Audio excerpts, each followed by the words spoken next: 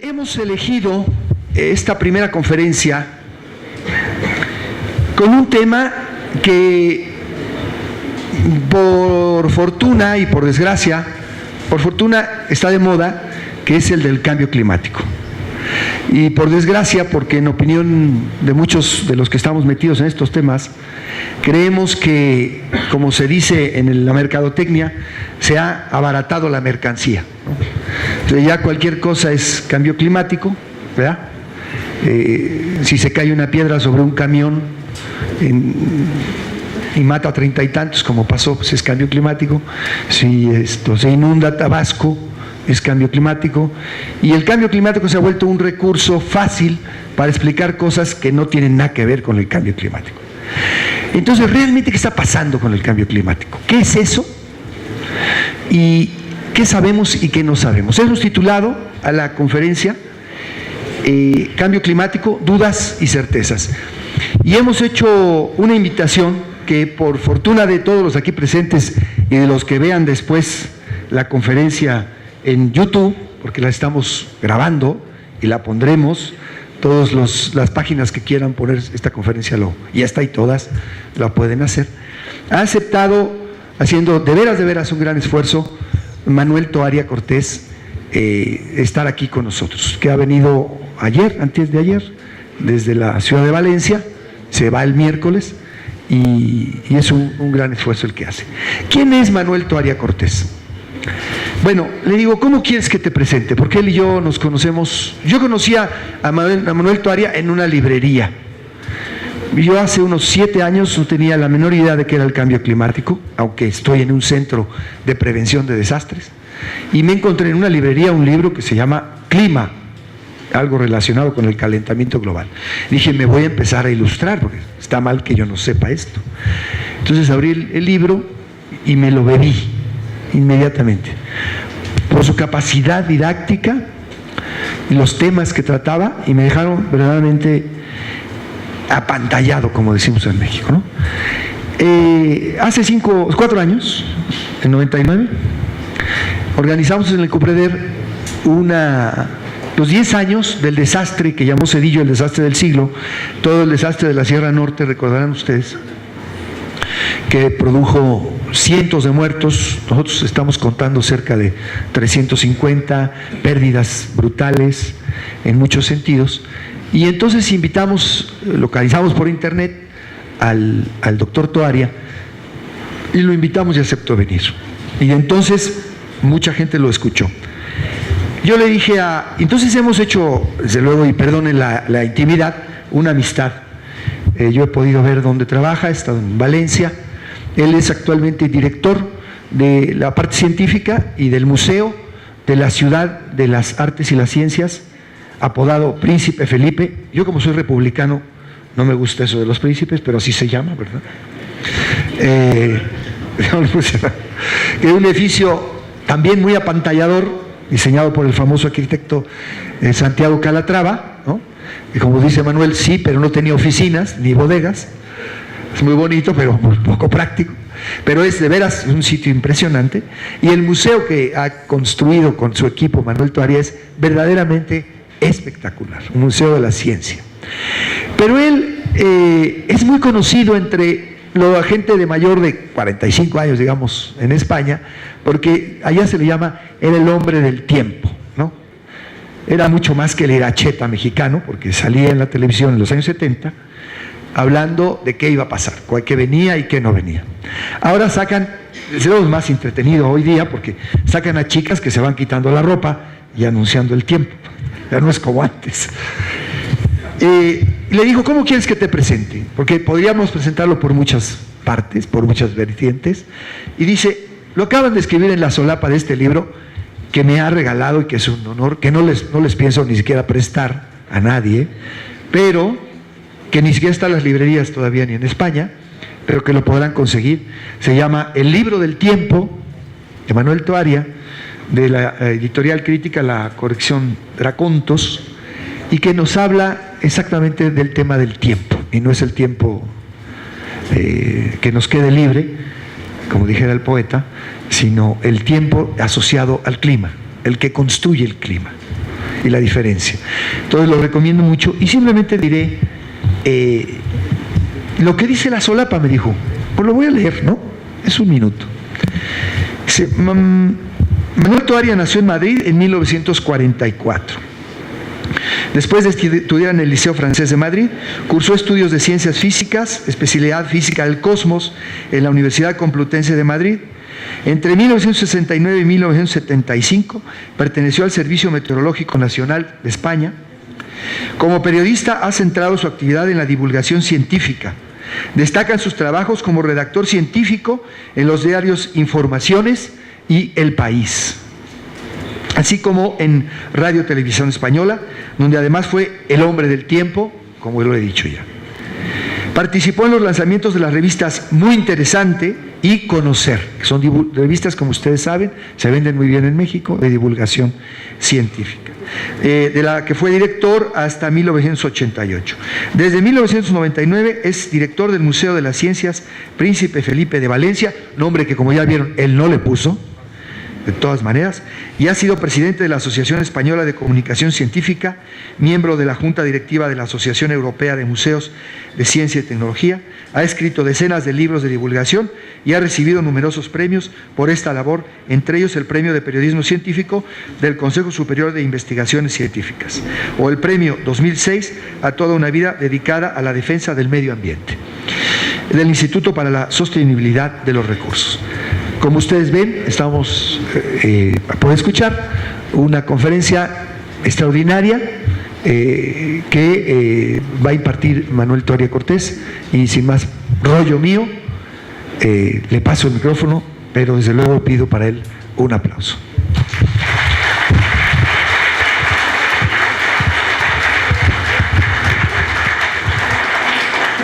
Buenos días, no le hagan mucho caso, es un buen amigo.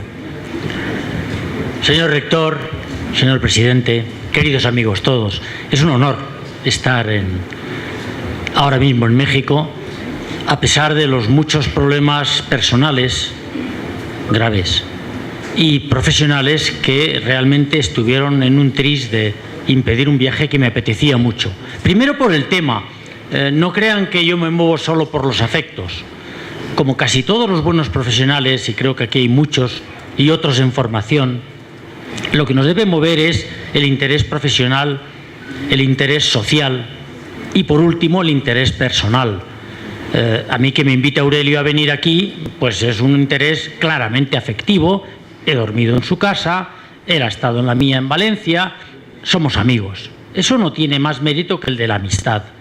Pero si además eso lo unes al hecho de que vamos a hablar de un tema que a mí personalmente me preocupa desde hace medio siglo, por lo menos.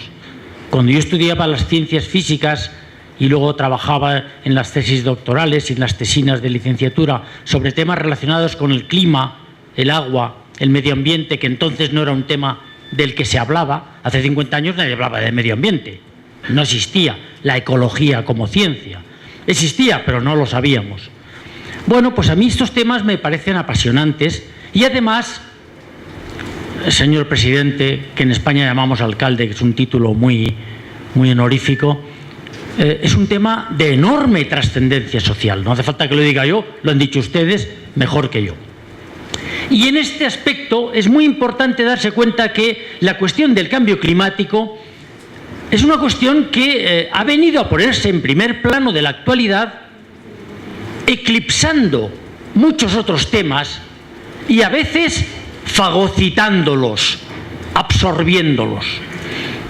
Bueno, ¿es justo o no lo es? No importa, es así. Hay bastantes razones para explicar esto, pero no quiero analizar todo el protagonismo del cambio climático en la vida social de todo el mundo, que es universal, sino que me apetecía mucho poner un poco los puntos sobre las íes de los aspectos más científicos, más de lo que sabemos, lo que ignoramos, lo que tememos, que hablar de aspectos más relacionados con la política del cambio climático, la ONU y lo que sea. Miren, ante todo es muy importante, y los jóvenes deben de saberlo muy bien, distinguir entre lo que es la climatología como ciencia de la meteorología como ciencia.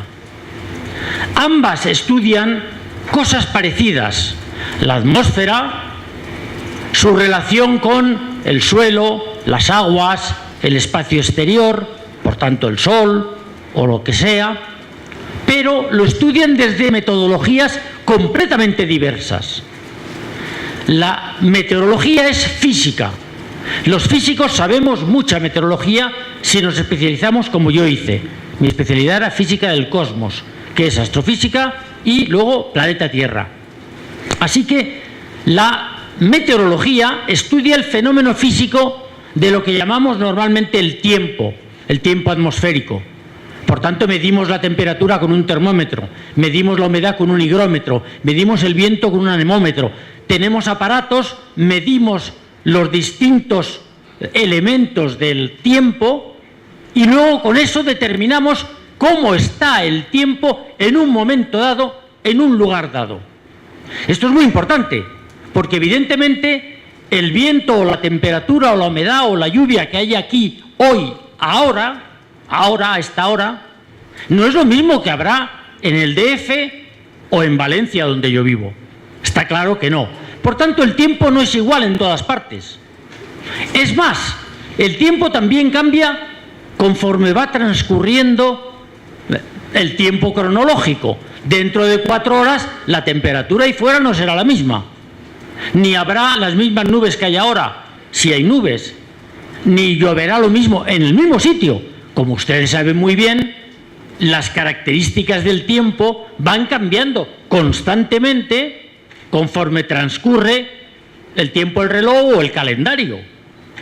Así que fíjense bien que el tiempo atmosférico varía según los sitios, no es el mismo en ningún sitio, o generalmente no lo es, y además también varía con el tiempo del reloj y del calendario. El tiempo no es el mismo en una época del año que en otra, no es el mismo por la mañana que por la noche, o lo que sea.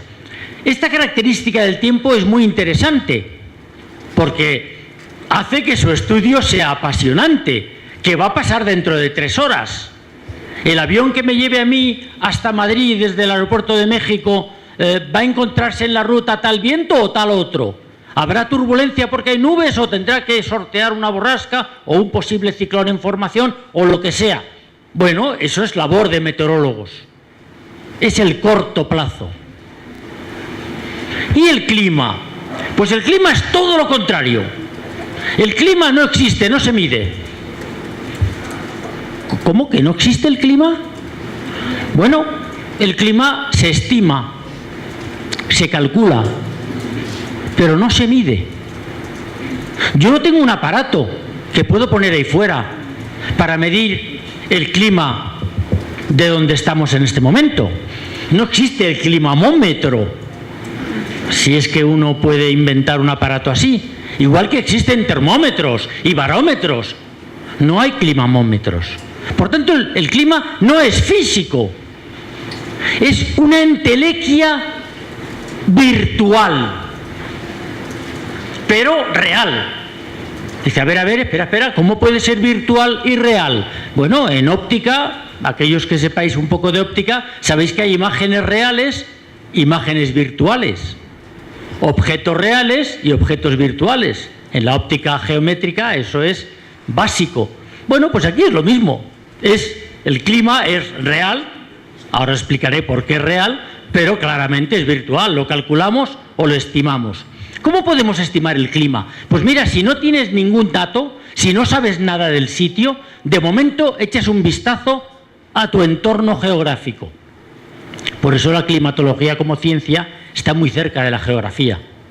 ¿Tu entorno geográfico cuál es? Pues mira, veo unas dunas de arena, no hay prácticamente vegetación, el sol calienta que no veas, pues el clima claramente huele a desierto o parecido, árido seguro. Pues mira, yo estoy viendo mucho hielo, hace un frío de narices, hay pingüinos, el clima es polar. Oye, yo estoy viendo un bosque con unas serpientes y unos leones y unos monos saltando y unos árboles gigantescos. Ya está, clima tropical, lluvioso. Vale, ¿entendéis? No es difícil. Ahora, ¿dónde empieza lo uno y termina lo otro? ¿Dónde están los límites? ¿Cómo podemos llegar a una fineza para definir tal clima y tal otro? Todos los geógrafos se han empeñado durante tiempo y tiempo en conseguir eso, y hay clasificaciones climatológicas extremadamente complejas, la de Köppen, la de... Bueno, sí, pero al final es descriptivo. Descriptivo. Describo lo que veo y lo clasifico. Desde que tenemos aparatos, los aparatos, como sabéis, aparecieron con el Renacimiento. Galileo, qué gran hombre. Viviani, Torricelli, toda aquella academia de experimentos de Florencia. Con aquellos aparatos, el termómetro, el barómetro, el anemómetro, empezamos a poder medir variables meteorológicas. ¿Y qué haces cuando tienes muchos datos meteorológicos? ¡Ay, la tentación matemática! La tentación es estadística. Vamos a hacer una estadística. Claro, está muy bien la estadística. Es fantástica, nos ha hecho avanzar mucho en muchas ciencias sociales y en muchas ciencias técnicas, físicas, duras. Pero la estadística puede introducir muchos datos erróneos en la conciencia del que las lee si no es experto. Dejadme que os cuente una pequeña broma que contamos mucho en España para atacar a los estadísticos. Mira, si Aurelio esta mañana se ha comido un pollo entero porque tenía mucha hambre, y yo no he comido nada porque con esto del cambio de horario no tenía hambre, la estadística dice que nos hemos comido medio pollo cada uno, pero él está lleno y yo tengo un hambre que me muero. Es una broma a medias. Mi padre era abogado, hombre de leyes. Decía, mira, hijo mío, en la vida hay 3 tipos de mentiras. Mentiras gordas, mentiras pequeñas y mentiras estadísticas. ¿Por qué os cuento esto así en broma? En una conferencia que pretende ser seria, como prólogo de temas realmente muy preocupantes, como la escasez de agua, temas que conozco bien porque en España hay muchas regiones donde sufren exactamente lo mismo que aquí: acuíferos sobreexplotados, escasez del nivel del agua, preocupación por si va a llover más o menos en el futuro. En fin, es lo mismo. O sea, no creéis que estáis solos. La preocupación es general en países donde además el nivel de desarrollo y el nivel de vida están creciendo. Tú no puedes resignarte a seguir siendo pobre. ¿Por qué cuento esto en broma? Mirad, todo el tema del cambio climático nace de un error conceptual. Y lo digo con mucha solidez porque lo he dicho delante de gente que trabaja en los mayores centros de investigación del clima, donde además incluso algunos se han enfadado y luego, hombre, si no hay nada personal por medio, acabamos dialogando, platicando, como dicen ustedes muy bien dicho. Bueno, ¿por qué digo que se ha deformado el concepto? Porque nos han hecho creer a todos que hay un clima mundial, un sistema climático global. La noción de sistema, no conozco muy bien la aptitud tecnológica de cada uno de ustedes, pero no es tampoco tan difícil. Sistema en física es una forma de aislar la realidad en pequeños bloques supuestamente aislados, donde lo que pasa tiene que ver con lo que hay dentro y donde lo que pasa tiene que ver también con la relación de lo que hay fuera.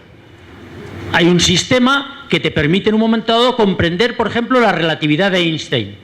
Einstein acudía mucho a estos experimentos que en alemán se dice Gedankenexperimenten. Los Gedankenexperiments son experimentos mentales en los que tú te metes en un ascensor, el ascensor sube a una velocidad, tú te sientes atraído para abajo y defines cómo se comportan las fuerzas. Ahí te da igual si el ascensor está en un piso, si está en una torre o si es un ascensor puramente mental. Es un experimento, pero es un sistema aislado, donde interviene solo la fuerza de la gravedad y te permite comprender cuando el ascensor cae en caída libre que tú flotas dentro del ascensor durante un ratito. Luego ya cuando se estrella el ascensor te mueres, pero durante un rato has volado. Ese experimento lo explica Einstein para darse cuenta de la velocidades relativas al hablar de la relatividad. Pues estos experimentos te permiten comprender muy bien la génesis de factores complejos que desmenuzas mediante subsistemas que luego puedes entroncar con ecuaciones matemáticas complicadas. La física funciona muy bien así, muy bien. Y el problema del clima es que ha dejado de estar en manos de los geógrafos para pasar a manos de los físicos, mis colegas. Y los físicos tenemos tendencia, primero, a hacer ecuaciones matemáticas, y solo ecuaciones matemáticas, y segundo, a hacer todo sistemas. Y nos hemos inventado la noción de sistema climático, que quiere decir, y les voy a explicar por qué tengo esta crítica contra la noción de sistema climático, quiere decir que el clima de todo el mundo se puede perfectamente estudiar en su evolución futura y pasada como si fuera una sola cosa, como un solo sistema global que tiene relación con el exterior, el sol, las estrellas, el viento cósmico o lo que sea, que tiene relación con el interior, los volcanes, los terremotos, los gases que puedan salir, y que tiene relaciones interiores a través de subsistemas, los océanos, la atmósfera, el suelo, los seres vivos. Y con esto hago una ecuación matemática muy complicada, analizo qué pasa si unos factores varían sobre otros, deduzco ecuaciones de interrelación entre ellos basados en la termodinámica, básicamente, para los que sepáis un poco de física, las ecuaciones de Poisson, las resuelvo con muchos ordenadores, ahora son muy potentes los ordenadores, e intento definir cómo se comporta el sistema climático. Cuidado, esto que he dicho es muy inteligente, no es ninguna tontería, está muy bien, es más, no sabríamos hacer otra cosa. En estos momentos la ciencia no sabe hacer otra cosa. Pero es exacto. Ahí es donde empieza ya mi crítica, no solo personal, somos muchos los que pensamos así. Muchos, quiero decir, entre comillas, expertos. La primera crítica es que el clima que hay en Puebla, ciudad, no tiene nada que ver con el clima que tiene aquí, aunque se parece. El clima que hay en el DF no tiene nada que ver con el clima de Puebla, aunque se parece. El clima del DF no se parece en nada al de Veracruz, y no se parecen. El clima de México DF no tiene nada que ver con el de Los Ángeles, y no se parecen en nada. Y con el de Madrid ni os cuento.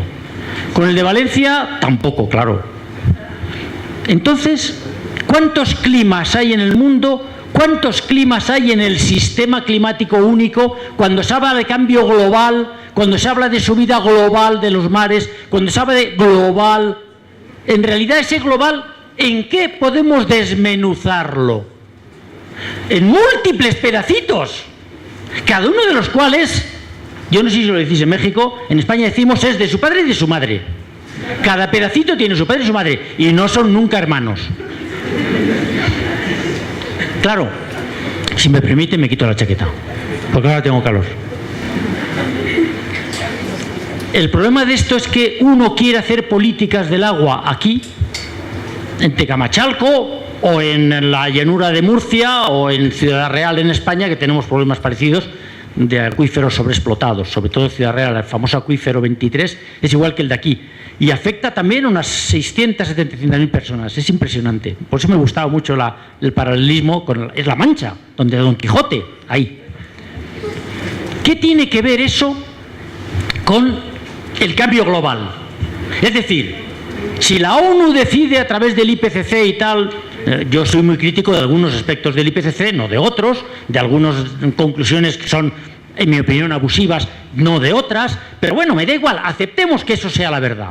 Vale, el IPCC te dice, el IPCC sabéis que es el Panel Intergubernamental de Cambio Climático, que es un organismo político de la ONU, donde los políticos eligen los científicos que participan, con lo cual eligen a aquellos que están de acuerdo con lo que ellos quieren que digan, y esto hay que decirlo muy claramente, porque hay muchos buenos científicos que estuvieron al principio que ya no están porque dijeron lo contrario de lo que quería que dijera la ONU. Claro, si tú formas un panel intergubernamental para confirmar que hay un gravísimo cambio climático a raíz de la conferencia de Río del 92, y si el científico te dice no, es que no hay cambio climático o no es gravísimo, pues no lo coges, porque se trata de confirmarlo. Ya has firmado un protocolo de acción, luego se firmó Kioto y demás, ¿no? Bueno, en todo caso, aceptemos que lo que dice el IPCC es verdad y que de verdad el agua se va a mantener en promedio la misma. Es lo que dice el IPCC. No va a haber disminución de recurso hídrico en promedio global, ¿vale? Pero ¿y aquí en Tecamachalco, en Puebla? Dice, yo he dicho global. No me pregunte por Ciudad Real en España. Dice, pero espera, lo global es general, ¿no? Porque si ha habido subida de temperaturas, también ha sido global, ¿no? O sea, en todas partes igual. Dice, no. Ahí está la mentira estadística. Ahí está el pollo y el ningún pollo, que en realidad es medio pollo. Ahí está la trampa. ¿Y por qué está la trampa ahí? Es muy sencillo de comprender. Si dicen, la temperatura subió en los últimos 120 años, es lo que dice el último informe, el quinto, del IPCC, que acaba de salir ahora publicado, al menos el resumen para políticos, que está muy retocado y tal, pero bueno, la conclusión que da es esa.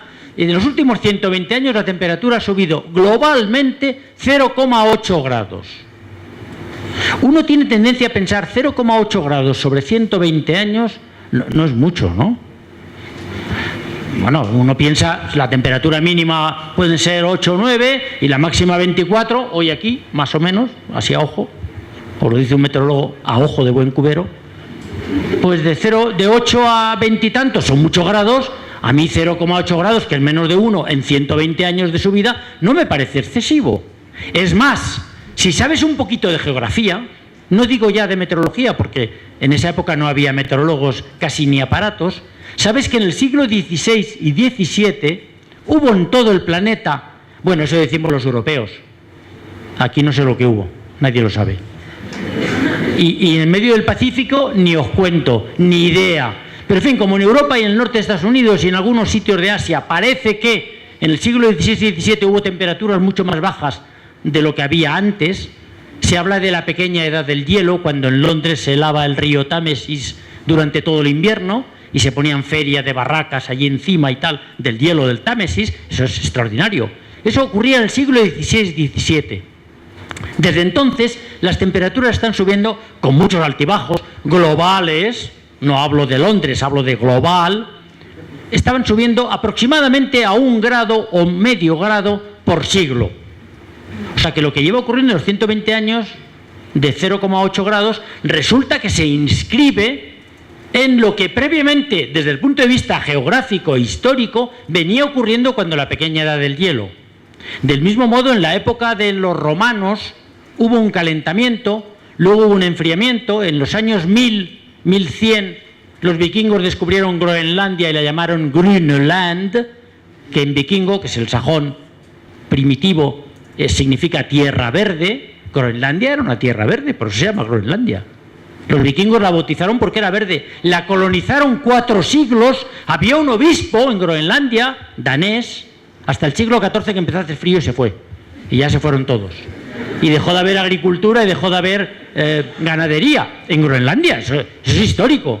Claro, tú te vas a Dinamarca, estaba hace unos meses, y te empiezas a leer todos los escritos históricos y geográficos de la gente de allí, que desde luego en España no conocemos, y creo que en México tampoco, y te quedas asombrado y dices, pues esto sí, hombre, yo lo sabía vagamente. Eric el Rojo era un vikingo, el de las películas de los vikingos, pues este tío fue el que descubrió Groenlandia.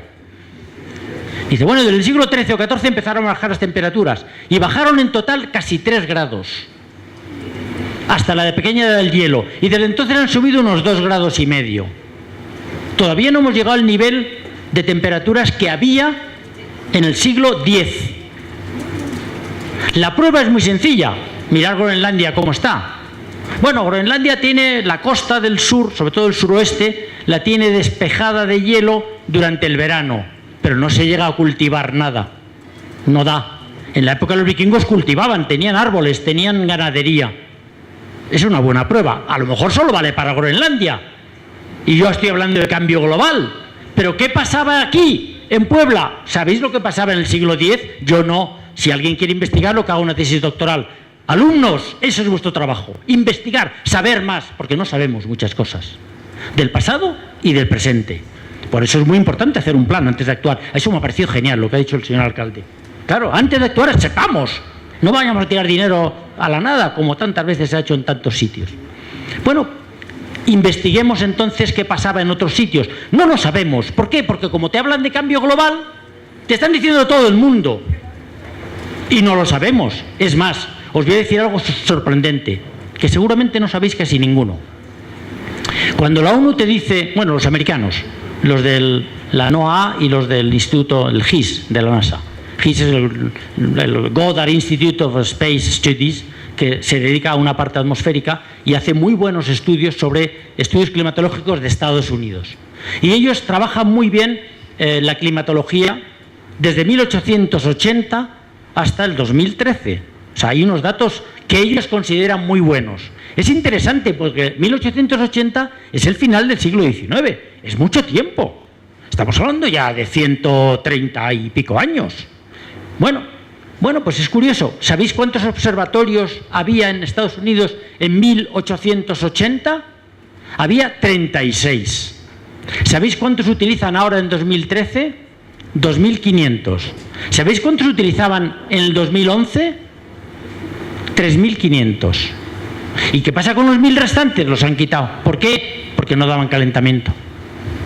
Bueno, eso decimos los mal pensados. A lo mejor es que eran malos. A lo mejor las dos cosas. Pero es interesante porque en esa línea solo Estados Unidos, cuidado, no hablo de global ya. Bueno, decir Estados Unidos y decir global es lo mismo, porque Estados Unidos anda que no es diferente. Te vas a Boston o te vas a San Diego y ¡jo! Es que, bueno, te vas a Florida y te vas arriba a Seattle. Pero bueno, supongamos que Estados Unidos es homogéneo y que la temperatura media de los últimos 130 años se puede trazar. Fijaros bien, hubo primero un poco de bajada. A partir de 1910, subida hasta 1940. Las temperaturas máximas de Estados Unidos se dieron en 1940-1938. A partir de ahí bajaron las temperaturas hasta 1975. 35 años de bajada. Luego subieron mucho otra vez, como entre 1910 y 1940, 30 años. Subieron durante 20 años, de 1975 a 1998, que fue el año más cálido. Desde 1998 están iguales o bajando un poco. Eso en Estados Unidos. Claro, los datos no son los mismos al final del siglo XX que al principio del siglo XX. Había menos observatorios, seguro que eran más malos y seguro que tenemos que asumir que tenemos un margen de error muy grande. ¿Qué se estima? Pero lo estimas como puedes. Pretender hacer de eso una globalidad implica hacer lo mismo en todo el mundo. ¿Pero tenemos datos en todo el mundo similares a esos? De ninguna manera. Ni en Europa, que es donde más datos hay. Y no os digo nada si os vais a países de África, o si os vais a Nueva Zelanda o a Australia, que fue descubierta en el siglo XVII o XVI, conquistada, o a la Antártida, o a los océanos que cubren el 70% de la superficie del planeta Tierra. En broma, muchos de nosotros decimos que nuestro planeta está mal bautizado. Tenía que ser planeta agua, porque tiene 70% de agua y solo 30% de tierra, que es donde vivimos nosotros y por eso nos importa. Si fuéramos peces no diríamos lo mismo. Todo esto de la globalidad tiene un interés bastante notable, porque todo lo que os asustan en los periódicos, todo lo que nos dicen como algo catastrófico, al margen de la anécdota que decía Aurelio hace un momento de que todo se le echa la culpa al cambio climático ya, pero eso son modas, como antes a las bombas atómicas. Cuando yo era niño había bombas atómicas de los americanos y de los rusos en la atmósfera, y todo lo que pasaba era culpa de las bombas atómicas, que tampoco, en fin, son bastante malas las bombas atómicas, sobre todo si te cae encima, pero para el resto del planeta no estoy yo muy seguro. Bueno, lo importante de esto es que al final el cambio climático se define como algo global, en donde en realidad no disponemos de ningún dato real de muchísimos sitios. O sea, que es global de aquella manera. O sea, que seguramente no es global. ¿Cambio global? Pues no lo sabemos. Subida al nivel del mar es un dato muy característico. Parece que hay consenso, lo dice el IPCC en su último informe, en que el mar está subiendo más deprisa que antes. Y está subiendo 3 milímetros por año. Perdonadme, 3 milímetros por año. Poned por favor el dedo así. Estos son 3 milímetros por año. Significa cada 10 años 3 centímetros. Significa cada 100 años, que no vais a vivir casi ninguno, bueno, a lo mejor los jóvenes sí, con el progreso de las células madre y estas cosas, 30 centímetros. Esto es lo que prevé el IPCC, que dentro de un siglo habrá subido el nivel medio de todo el mar. No parece mucho, una vez más. Y además, ¿qué es eso del nivel medio del mar? ¿Qué demonios es eso? De verdad, es que... Bueno, yo sí, si Aurelio me conoce. A mí hay cosas que me sorprenden. No me enfado, yo soy una persona de muy buen humor, creo que se nota. Jamás me he enfadado, yo creo, en mi vida. Pero me sorprende, intelectualmente me sorprende. ¿Cómo es posible que alguien pueda hablar del nivel medio del mar cuando hay olas de hasta 8 o 10 metros, según los vientos, según los mares? Mareas que en la Bretaña francesa, donde vive un amigo íntimo mío, llegan a 15 metros, 2 veces por día. Y hay unos prados que en las mareas vivas, las equinocciales, llegan hasta 17 o 18 metros de subida vertical. Hay unos prados que quedan completamente sumergidos por la marea durante unas horas. Luego se va la marea y luego vuelve 2 veces al día. Esos prados, cuando ya no hay mareas tan poderosas, permiten que haya allí unos cuantos borreguitos y ovejas pastando, porque sale una hierbecita muy rala que crece en esa zona donde está claramente muy salada. Y esto los llaman en Francia le pré salé, el prado salado. Y las ovejas que comen esa hierba, por lo visto, son suculentas. Y hay un plato fantástico de la cocina francesa que es carré d'agneau pré-salé. O sea, un filetón así de agneau, de cordero gordo, viejo, no de corderito, cordero viejo, muy cocinado, muy no sé qué y tal y cual, pero es pré-salé. O sea, que viene del prado salado donde las mareas suben. Y eso ya es una exquisitez. No hace falta deciros que los franceses son bastante cuentistas con el tema de la comida. Creo que no hacía falta decirlo, ¿no? Pero bueno, te cobran mucho dinero por tomar el pré-salé. Yo lo he probado una vez y gracias. Y me pareció un cordero viejo, porque yo como tomo cordero lechal en España, que es costumbre tomarlo asadito al horno y tal, pues los corderos estos viejos saben a cordero. Bueno, no sé. ¿Por qué cuento esto? Pensadlo de nuevo. ¿De verdad que 30 centímetros en un siglo es para asustarse muchísimo cuando tienes mareas de tantos metros en un solo día? Cuando el nivel del mar no sabemos cómo medirlo en promedio. Sí, hay mareógrafos, ya lo sé, y hay medidores. ¿Sabéis qué son? Boyas. Boyas flotantes, que dan una curva, claro, de subida y bajada con la ola, con el viento y tal cual, y luego sacar la media. Con un error relativo de varios centímetros.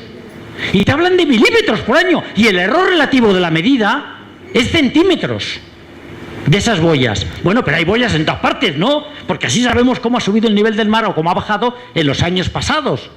¿Cuántas boyas hay? Pues mirad, desde el año 1930 había en total unas 300 boyas en todo el mundo. ¿Sabe alguien aquí calcular la superficie del planeta Tierra? Superficie. Hombre, la longitud de la circunferencia es 2πr. Sí, por ahí levantan la mano. ¿De verdad que se lo sabe? Ah, no levanta la mano por eso. No creía que lo sabías, hijo. Qué pena, me habías dado una alegría. Me da igual. Calcularlo es muy fácil, tiene que ver con el radio de la Tierra, que son 6.700 y pico kilómetros. Pero lo importante de eso es que dividir eso por 300 nos sale una boya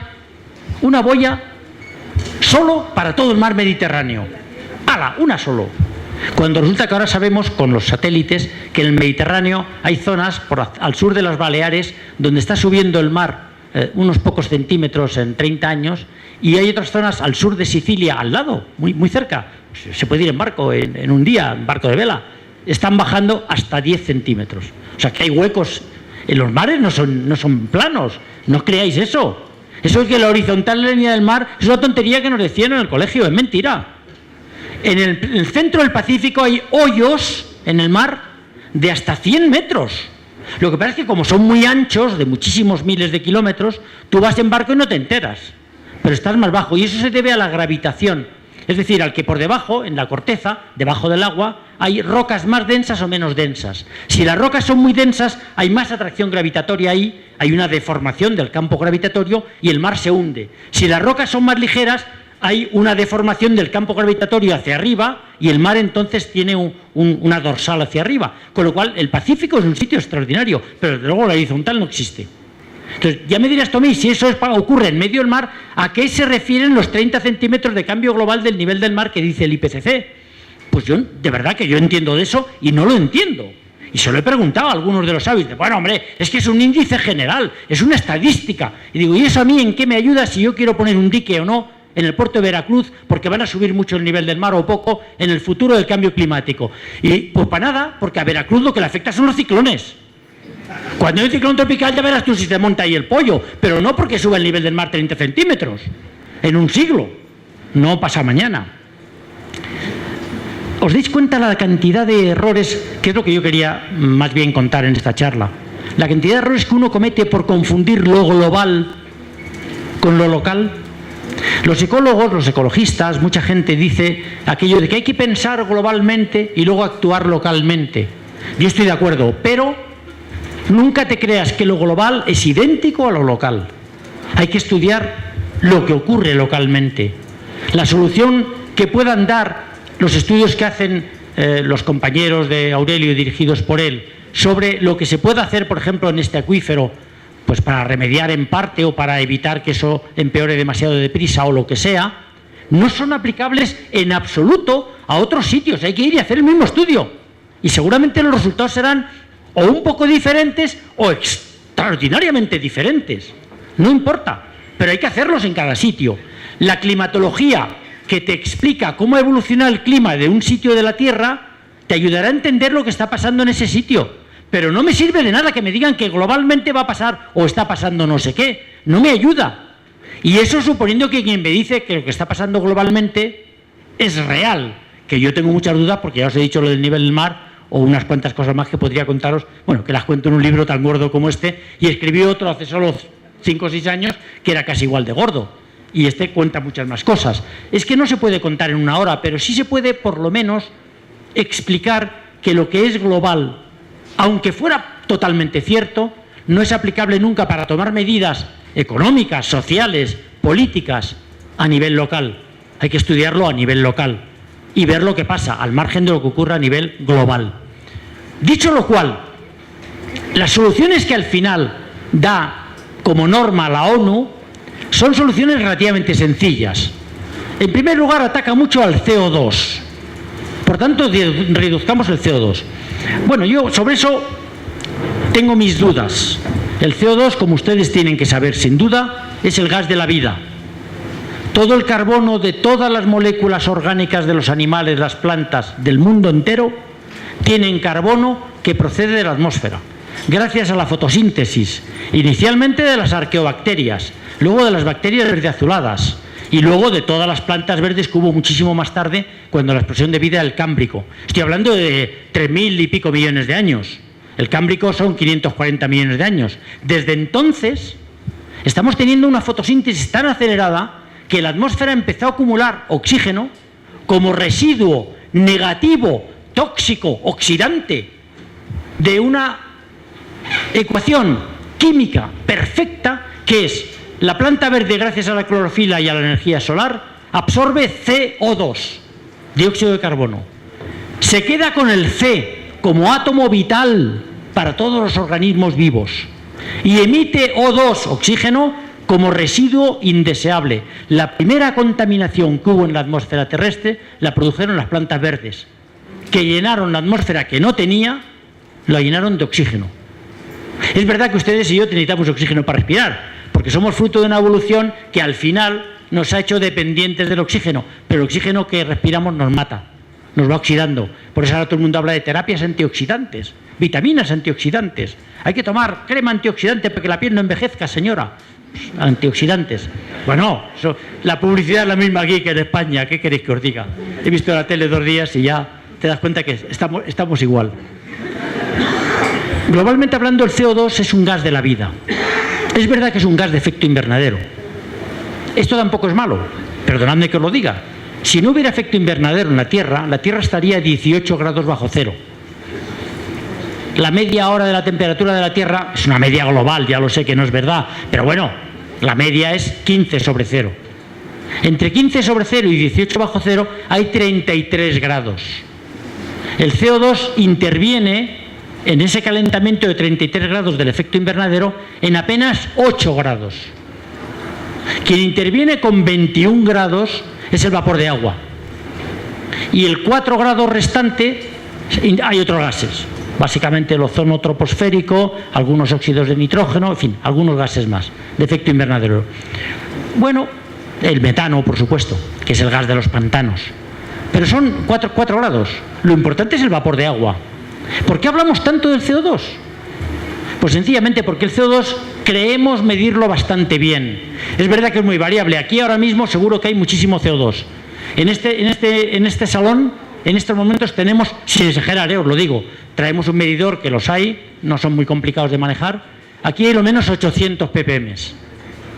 El doble exactamente que la media de lo que mide el volcán de Hawái, el Mauna Loa. ¿Por qué hay 800? Porque ustedes y yo somos animales. Sí, racionales. Bueno, algunos. Bueno, todos, vale, todos. Pero lo importante es que respiramos. ¿Y qué hacemos al respirar? Absorbemos aire que tiene oxígeno, no mucho, pero tiene 20%, 21%. Ese oxígeno, una parte, pasa a nuestro organismo para estar calentitos, tener 37 grados de temperatura corporal. Por tanto, lo quemamos, oxidando materia que luego utilizamos, y emitimos el residuo de esa combustión, que es el CO2. Por tanto, cuando yo inspiro, estoy inspirando aire con bastante oxígeno. Cuando yo expiro con S, si fuera con X estaría muriéndome. Pero si es con S es expirar. Si yo expiro, sale mucho vapor, mucho CO2. Y por cierto, mucho vapor de agua también. Bueno, ese CO2 es lo que hace aumentar aquí el nivel de CO2, porque hay poca ventilación y además el vapor de agua hace aumentar la humedad y por eso estamos algunos sudando, que además hablamos. Entonces, eso varía, pero no varía tanto como para que sea un factor determinante. 800 ppm de CO2 aquí dentro, ppm, ¿sabéis qué quiere decir? Parte por millón. Hay parte por ciento, es una parte por ciento, es 0,1 parte por 1000, 0,01 parte por 10.000, 0,001 parte por 100.000, 0,0001 parte por millón. Es lo mismo. Lo que pasa es que en lugar de hablar de porcentajes hablamos de millonaje o de algo parecido, millonzaje, no sé cómo sería. Voy a inventarme un término. Bueno, en todo caso, se puede medir el CO2, por ejemplo, en un parque con muchos árboles y siempre está por 600. Lo mides en una zona muy árida, muy caliente y el CO2 está en 200. Y la media más o menos acepta a todo el mundo. Yo no tengo ninguna razón para dudar de ese dato. Creo que probablemente es un dato bastante aceptable. En ciencia nunca nada es seguro, ya lo sabéis. Si no, no sería ciencia, sería creencia. El científico que no duda es un cura. Bueno, vale, que vaya a la iglesia y ya está. El científico tiene que dudar, tiene que ser siempre escéptico. Pero claro, hay cosas que, bueno, parece que son así. Pues esto parece que es así. 400 ppm. Bueno, en la época del carbonífero, cuando se formó el carbón que ahora está bajo tierra, había 3.000 ppm de CO2 en la atmósfera. Y las plantas eran enormes, los animales eran gordísimos y parece que la vida va muy bien. O sea que tampoco es que lo del CO2 sea una cosa dramática. Pero el vapor de agua sí es importante, porque ocupa aproximadamente 3/4 partes del efecto invernadero. Claro, el vapor de agua es natural, se evapora de los mares, se condensa en las nubes, llueve el agua y el agua va a los mares o va a los acuíferos, pero al final va al mismo sitio, al final se evapora otra vez y hay un ciclo más o menos cerrado. Pero cuando yo quemo carbón y sobre todo petróleo, el petróleo y todos sus derivados son hidrocarburos, o sea, son moléculas formadas por hidrógeno y por carbono. Cuando yo quemo un hidrocarburo, obtengo CO2 quemando carbono, oxidándolo, que va a oxidar. Cuando yo oxido el hidrógeno, lo quemo, obtengo vapor de agua, H2O. Es un óxido de hidrógeno. Y ese vapor de agua es caliente, por tanto es gas, como el que hay aquí, que no se ve. Y ese gas es un potentísimo gas de efecto invernadero. ¿Dónde va el vapor de agua de todos los coches y todas las fábricas que queman hidrocarburos en el mundo entero? A la atmósfera. ¿Y aumenta el efecto invernadero? Sí. ¿Está justificada la preocupación por el aumento del efecto invernadero? Yo creo que sí. ¿Qué ha pasado? por ahora no gran cosa. La temperatura ha subido más o menos como antes subía de que hubiera industria. Los fenómenos naturales adversos no han aumentado, sino que han disminuido, a pesar del ciclón este tropical que ha habido en Filipinas, que por cierto no ha sido el más importante del mundo, ni mucho menos. Sabéis que había un error, ¿no?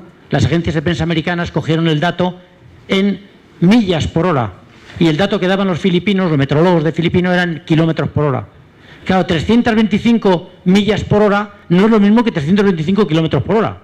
325 kilómetros por hora es un ciclón tropical muy potente, ha habido 10.000 muertos, cuidado.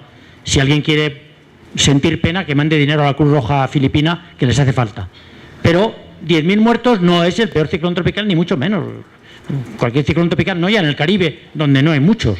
Los peores están en Asia. Los peores con muchos, los 10 peores de la historia siempre se han dado en Asia, en el Golfo de Bengala o en China, en el sur de China. El peor de todos fue en el año 1976, creo recordar, que mató 350.000 personas en el puerto de Bangladesh llamado Chittagong. Agarraros, lo de los 10.000 es una barbaridad, 10.000 muertos, pero no es en absoluto el peor de la historia. Pero ya se ha dicho en todas partes que esto es el cambio climático. Entonces, bueno, yo me quedo muy asombrado, digo, pero es que la estadística histórica no te la puedes saltar así como así, un periodista tiene que informarse. Otra cosa es el error, seguramente involuntario, de confundir las millas por hora con los kilómetros por hora.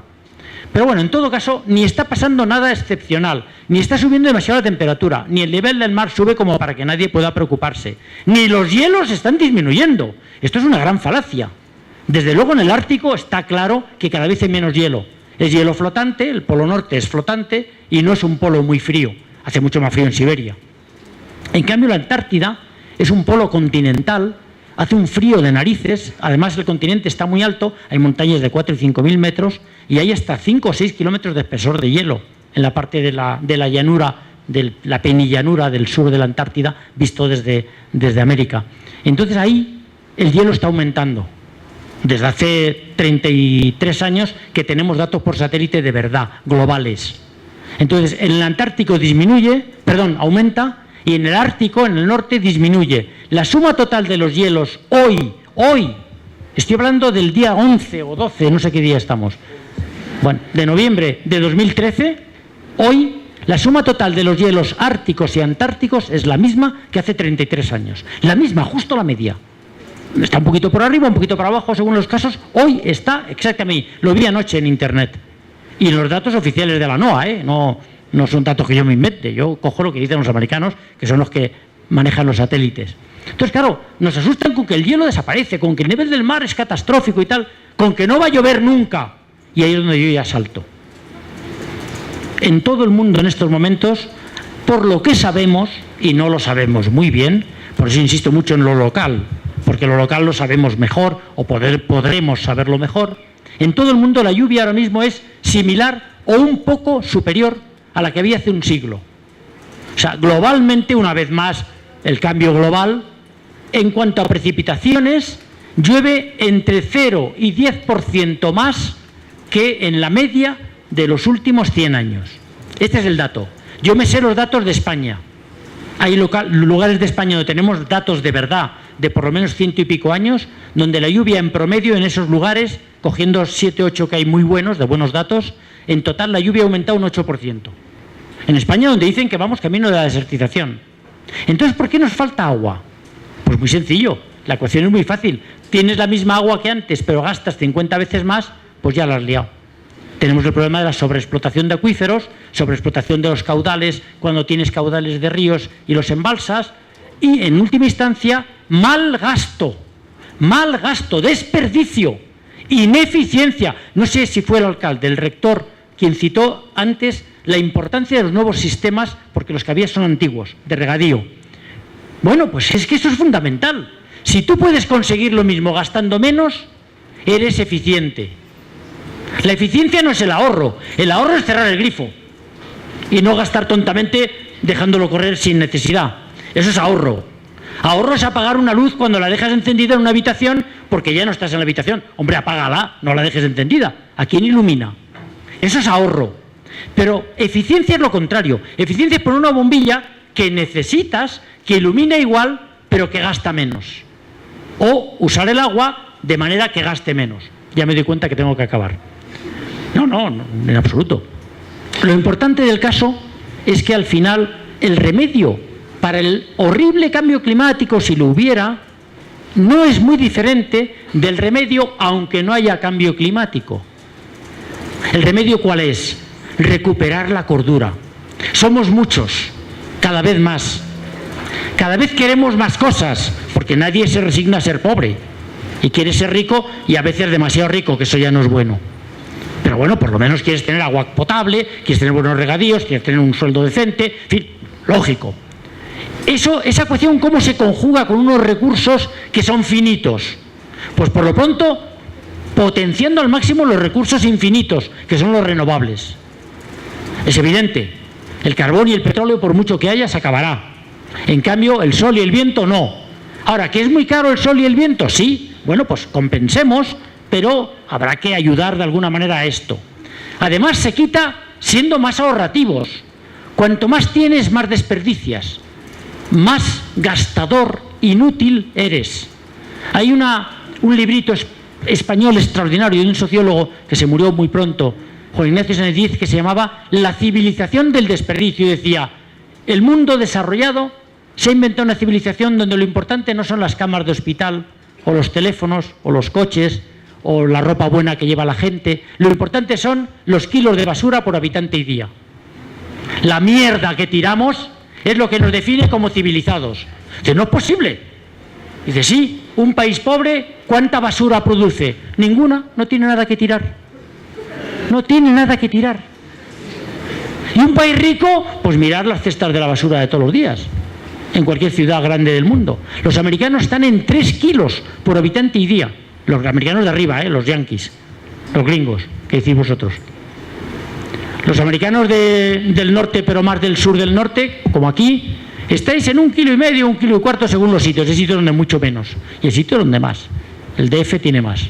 Madrid está en 2 kilos por habitante y día. Valencia 2 kilos, París 2,5, Londres 2. Ámsterdam 1,8. Es que Ámsterdam recicla mucho. Bueno, ¿entendéis lo que quiero decir con la civilización del desperdicio? Ahorrar. Ahorrar es fundamental. Podemos tener lo mismo gastando menos, sí. Eso es eficiencia. ¿En qué? En cosas pequeñas de la casa, y no digamos nada en las grandes gastadores de agua y de energía, la agricultura y la industria. Ahí es donde la eficiencia energética y la eficiencia en el uso del agua son cruciales, cruciales. Y luego mejoremos todo lo que podamos el aporte de agua. ¿Cómo? Pues mediante sistemas inteligentes que gasten poca energía y que sean de alguna manera recuperables con poco coste tecnológico. Porque cuanta menos tecnología, menos coste y por tanto más disponibilidad del recurso. No lo sé, eso lo vais a discutir en estas jornadas extraordinariamente interesantes. Yo quería simplemente explicaros al principio, como pequeña entrada, el hecho de que lo importante de lo global que nos cuentan, aunque fuera verdad del todo, no se aplica directamente a donde estamos. Si la temperatura ha subido 0,8 grados en 120 años, en promedio, quiere decir que habrá sitios donde no haya subido nada y habrá sitios donde haya subido más. ¿Seguro? En el Ártico ha subido casi 2 grados. En la Antártida ha bajado medio grado. Pues ya está, son datos. Luego, no creéis que porque lo diga la ONU, en todas partes es igual. No es verdad. Acordaros del pollo y del ningún pollo. El medio pollo es la estadística, lo otro es la real. Por eso es importantísimo, importantísimo. Y fue una de las razones por las que acepté encantado la invitación de Aurelio, de la universidad y de la presidencia de esta ciudad, venir aquí. Es que me parece esencial que comprendáis que los trabajos de comprensión, de investigación y después de posible aplicación de resultados a mejorar un problema muy serio como el que hay aquí y como el que hay en tantos sitios, se deben de potenciar al máximo. Y una conferencia como esta sin duda va a ayudar mucho a poner en común todo lo que se sabe, todo lo que se ha hecho, todo lo que se puede hacer y quizá algún tipo de política que mejorará la vida de los ciudadanos, que es lo que quieren los políticos y es lo que queremos los ciudadanos, que para eso los elegimos. Así que para mí ha sido un honor y un placer estar con ustedes hoy aquí, créanme. Muchísimas gracias.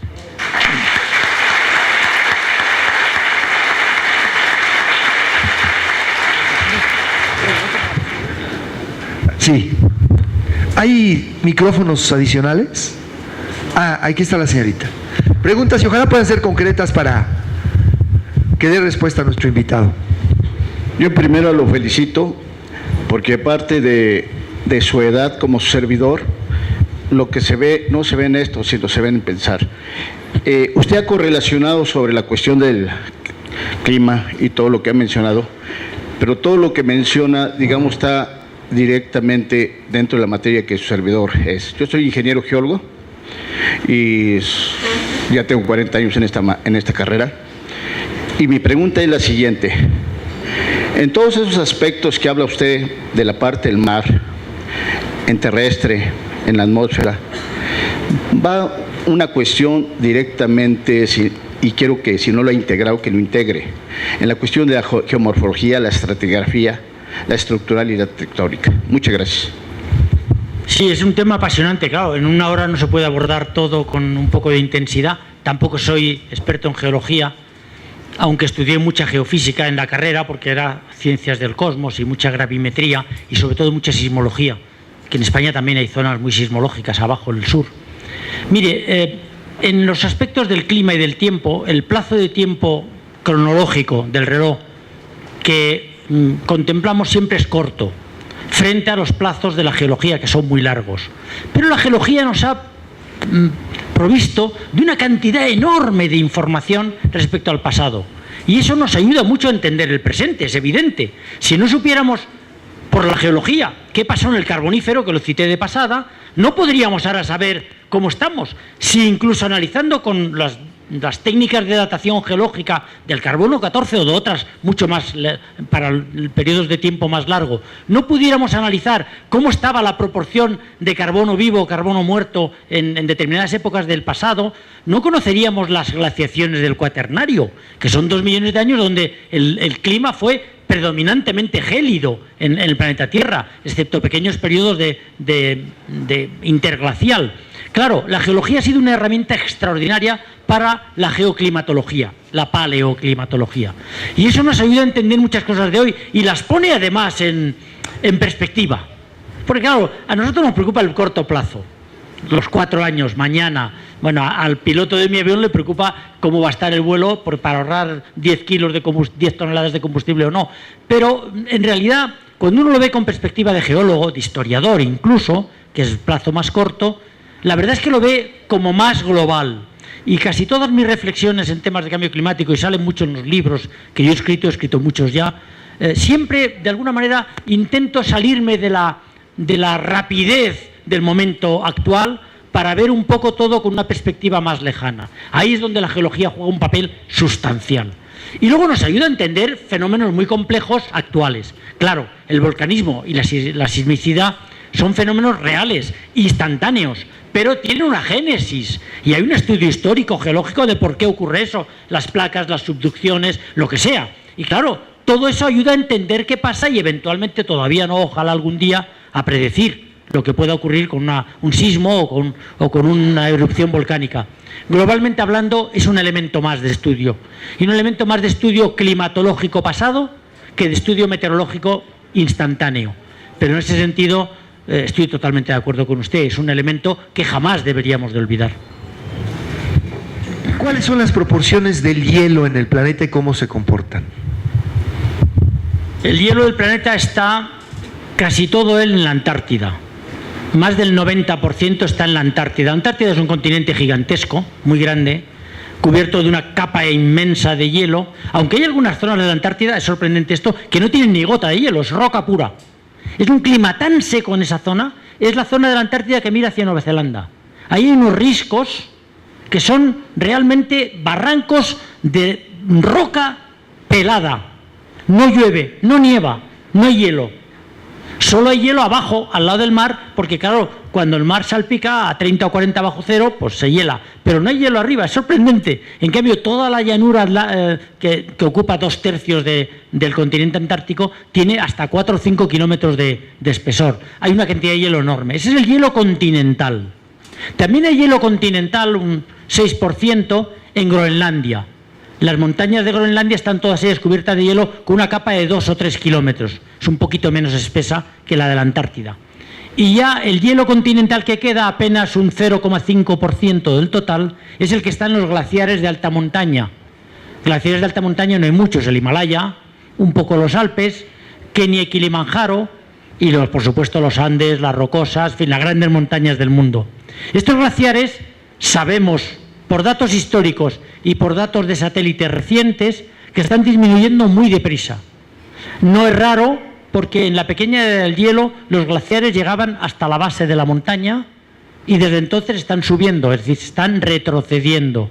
Y en la época de Erik el Rojo, el vikingo, las crónicas históricas del centro de Europa decían que no había prácticamente hielo más que en las altas cumbres de los Alpes. O sea que, de alguna manera, los glaciares son muy sensibles a los calentamientos no muy intensos, como los que había entre la época caliente medieval, la pequeña edad del hielo del siglo XVII y la época actual caliente. Pero suponen el 0,5%, y la masa del 0,4% está en el Himalaya. Y esa, curiosamente, no disminuye. Disminuyen las otras. En el Kilimanjaro ya no hay prácticamente hielo. En el centro de África, está en el Ecuador. Y había una masa de hielo muy poderosa a principios del siglo XX. O sea, ha desaparecido casi todos los glaciares del Kilimanjaro. Y en los Alpes queda la mitad, o menos. Y en los Cárpatos. En los Andes está disminuyendo mucho. En las rocosas del sur, mucho. En las rocosas de Alaska, mucho menos. En fin, bueno. Supone el 0,5%. ¿Qué ha pasado con todo ese hielo? El hielo continental de Groenlandia y de la Antártida resbala por su peso, porque hay montañas, resbala hacia el mar. Y en el mar se convierten en icebergs. Estos icebergs flotan y se convierten en agua. Pero como en las cumbres vuelve a nevar, prácticamente el saldo es igual a cero. No hay diferencia de hielo. Pero además hay un hielo estacional. En invierno, el mar cerca de Groenlandia, en el Polo Norte y rodeando la Antártida, el mar se hiela en invierno. Pero claro, se hiela en invierno en el Polo Norte y se deshiela en el Polo Sur, porque es verano. Y se hiela en el Polo Sur y se deshiela en el Polo Norte. Pero mucho. El hielo flotante lo conocemos muy bien, lo tenemos estimado en millones de kilómetros cuadrados con un error de menos del 1%. Y entonces, tanto el hielo flotante alrededor de la Antártida como el hielo flotante del Polo Norte y alrededor de Groenlandia varía entre el mínimo de unos 3 o 4 millones de kilómetros cuadrados a un máximo de 15 o 16 millones de kilómetros cuadrados. Tanto en uno como en otro, con lo cual la suma total es la misma, que es lo que os decía antes. ¿Y cuánto ha variado eso en los tiempos pasados? No sabemos hace muchos siglos. Sabemos hace 33 años que tenemos satélites. No ha variado nada. El hielo flotante sigue siendo exactamente el mismo. El hielo total continental Antártida-Groenlandia sigue siendo el mismo. El hielo de las montañas, los glaciares, ha disminuido. En suma, ¿cuánto hielo tenemos ahora respecto a hace un siglo? Se calcula que en torno a 0,51% menos que hace un siglo. ¿Eso ha hecho subir el nivel del mar? Sí, aproximadamente 1/10 de milímetro por decenio, o sea, 1 milímetro por siglo. De esos no sé cuántos centímetros por siglo, 1 milímetro se debe a la fusión de los hielos de todo el planeta. Porque no olvidéis que el hielo del Polo Norte, cuando se funde, es flotante. Y por el principio de Arquímedes, el hielo flotante que se funde, el nivel del mar no cambia. Es como cuando ponéis en un vaso de whisky con hielo, ponéis el hielo y esperáis un buen rato. El whisky con hielo, el hielo desaparece, se queda convertido en agua, pero el nivel del vaso no ha desbordado. Eso es el principio de Arquímedes. O sea que cuando se funde el hielo del Polo Norte, no os preocupéis que no sube el mar. Y cuando se funde el hielo flotante del Polo Sur, no os preocupéis que no sube el mar. Si se fundiera el hielo continental de la Antártida o Groenlandia, ya la cosa sería mucho peor. Pero hasta ahora, por los datos que tenemos de nivel del mar y por los datos que tenemos de satélites sobre el hielo, eso no ocurre. Ni tampoco hay un calentamiento como para justificar algo así. En el futuro, los modelos dicen lo que quieren decir, porque son modelos sobre un sistema que es caótico y los modelos no saben trabajar las matemáticas del caos. Trabajan con matemáticas lineales, las que yo sé, las que todos sabemos. Pero las matemáticas del caos tenemos que inventárnoslas todavía. Con lo cual, los modelos matemáticos esos que tanto trabaja el IPCC y que tanta importancia le dan del sistema global, del clima y tal, a mí me parece que tienen poco valor, por no decir ninguno. Acaba de comentar ahorita la relación que existe entre los hielos de ambos polos. uno ha disminuido, el otro ha aumentado. Eso a nivel local, en su momento, pudiera haber tenido repercusiones con lo que maneja ahorita el cambio climático, que pudiera ser virtual, pero real, localmente. No parece, porque eso es estacional, depende de la estación. Claro, aquí en México tenéis poca diferencia de estaciones, porque por la latitud estáis más cerca del trópico y del Ecuador y tal, pero los que viven en latitudes muy cerca de los polos, no España, que está a 40 grados, pero cuando ya vives en Noruega o por ahí, te das cuenta de la importancia que tienen las estaciones. Los días son muy cortos. Yo he estado en Estocolmo en un congreso en el mes de junio y no se hacía de noche. No puedes dormir. Y además, como a los tíos les gusta mucho el sol, porque no tienen la mitad del año, no hay cortinas en las ventanas de los hoteles. Y tú te puedes imaginar a las 2 de la mañana con el sol saliendo. Y dices, pero bueno, oiga, ¿cuándo duermo yo? Pero espérate, en invierno no tienes luz del sol. Como mucho un poco de crepúsculo a mediodía y luego ya se vuelve a hacer de noche cerrada. Los coches van todos iluminados toda la noche, todo el día y tal. Claro, la estación es muy importante porque en los polos las estaciones duran 6 meses. 6 meses de noche y 6 meses de día. Claro, 6 meses de noche hace un frío de narices. Y ahí es donde el cambio es local. Pero ¿en qué afecta eso a una latitud, por ejemplo, como esta? En muy poco, porque aquí los cambios estacionales no son lo que son en cuanto más lejos te vas en latitud. Por eso yo pienso, no soy un experto en el tema, pero me da la impresión, querido Rubén, que no hay mucha relación entre ello. Doctor, mencionó usted la importancia del vapor de agua en el efecto invernadero contra otros elementos que lo provocan. Y no sé, medito yo, ¿qué podemos hacer para el vapor de agua con esa cantidad que cubre el planeta, que debía llamarse agua, y que se da, pienso yo, la mayor parte en los mares? ¿Es posible hacer algo para contrarrestarlo? Esa pregunta es muy interesante. Vamos a ver, el vapor de agua no lo conocemos bien, por una razón que no he explicado porque no tenemos tiempo y ya me estoy extendiendo mucho. El vapor de agua se condensa en agua líquida, en nubes, niebla, y la vemos, porque cuando vemos una nube ya no es vapor de agua, es agua líquida, en gotitas pequeñas, pero agua líquida. Cuando se condensa, la nube tapa el sol y enfría.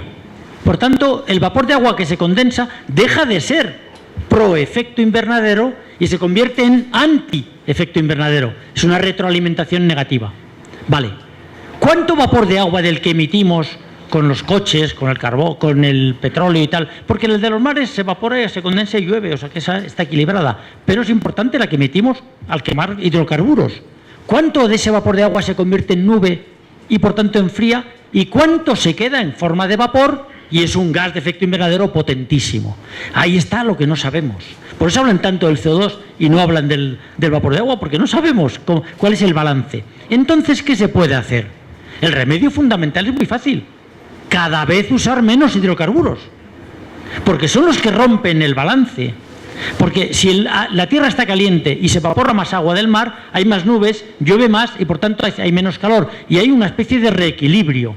Pero si yo añado hidrógeno en forma de vapor de agua, que estuvo bajo tierra 100 millones de años, que es cuando se empezó a formar el petróleo, entonces ese hidrógeno en forma de vapor de agua está alterando completamente el ciclo del agua de la atmósfera. Y este es el temor. Por tanto, una razón más para usar menos combustibles fósiles es no solo el CO2, sino sobre todo el vapor de agua de los combustibles de los automóviles y de los camiones y de los aviones y de todo esto. De ahí la importancia que tienen los motores que empiezan a salir nuevos ahora, híbridos o eléctricos. Claro, la electricidad luego hay que fabricarla y es muy costosa, pero hay que inventar tecnológicamente hablando soluciones que reduzcan, no digo eliminar, que es imposible, pero reduzcan nuestro consumo de todo aquello que emite vapor de agua fósil, que es el malo de la película. ¿Cómo? Pues yo no soy ingeniero, pero a mí un motor híbrido como los que tienen estos modernos que hay ahora, el Toyota Prius y todos estos coches que hay ahora, el motor híbrido, pues consumen mucho menos y emiten mucho menos vapor de agua. A mí el CO2 no me importa el vapor de agua. Si emite menos vapor de agua y consumes tú menos y te gastas menos dinero del bolsillo, al final compensa pagar más caro ese coche, que es caro, pero a lo mejor merece la pena. Y eso es lo que ha hecho el éxito del Toyota Prius. En Japón es un exitazo y en Estados Unidos, bueno, vas por California y cada 2 coches uno es un Prius. Sí, en Chicago menos, pero en California es increíble, tiene una mentalidad muy ecológica y se han convencido por el CO2. Me da igual, si lo importante es reducir nuestros consumos claramente de carbón y de hidrocarburos. Eso sí que es, aunque no hubiera cambio climático, habría que hacerlo. Gracias.